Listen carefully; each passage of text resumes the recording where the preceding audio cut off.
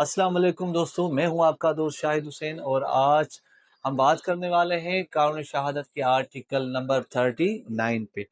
39 की जो हेडिंग है वो है जो इकबाल जुर्म मुल्जिम शख्स पुलिस की हिरासत में करे वो उसके खिलाफ साबित नहीं किया जाएगा। ठीक है जी। इससे पहले हमने पढ़ा था आर्टिकल 38, उसमें भी यही बात हो रही थी कि अगर कोई मुल्जिम शख्स है वो पुलिस के रूबरू आकर बयान दे रहा है, अपने जुर्म का बयान दे रहा है, कबूलदारी कर रहा है, तो वो उसके कहे हुए जो अल्फाज हैं पुलिस अदालत में साबित नहीं कर सकती। 39 में भी वही बात कर रहा है कि भाई पुलिस की कस्टडी में, पुलिस की हिरासत में मुल्जिम शख्स का किया गया इकबाल जुर्म किसी भी सूरत में काबिल कबूल नहीं है जब तक वो बयान अदालत में खुद आकर क्यों न कहे।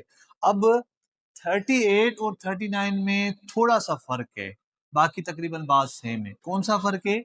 इसको ऐसे समझ लें कि जो 38 है वो 38 में जो स्टेटमेंट दे रहा है मुल्जिम शख्स वो बिफोर अरेस्ट है, खुद रजा खुशी से आकर वो बयान दे रहा है।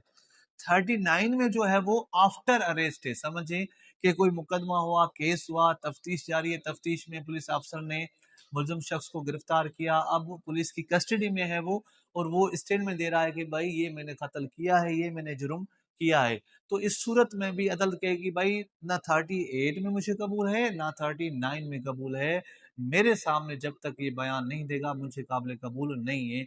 आपकी बयान, आपकी बात पर बिल्कुल मुझे यकीन कम है। ठीक है। 39 में पुलिस की हिरासत में और 38 में था पुलिस के रूबरू। थोड़ा सा फर्क है बिफोर अरेस्ट और आफ्टर अरेस्ट। की पॉइंट वही सेम, इकबाल जुर्म का बयान पुलिस की हिरासत में हो, वो था पुलिस के रूबरू, ये पुलिस की हिरासत में, और ये अदालत में काबिल कबूल नहीं है। आई होप छोटा सा टॉपिक है, बिल्कुल आसान सा है, समझ आ गया होगा। आपसे वही रिक्वेस्ट मेरी कि अगर चैनल में आप न्यू हैं काइंडली मेरे चैनल को सब्सक्राइब कीजिए, लाइक कीजिए, शेयर कीजिए। वीडियो अच्छी लगे तो मुझे ज़रूर कमेंट्स में अपनी राय से आगाह कीजिए।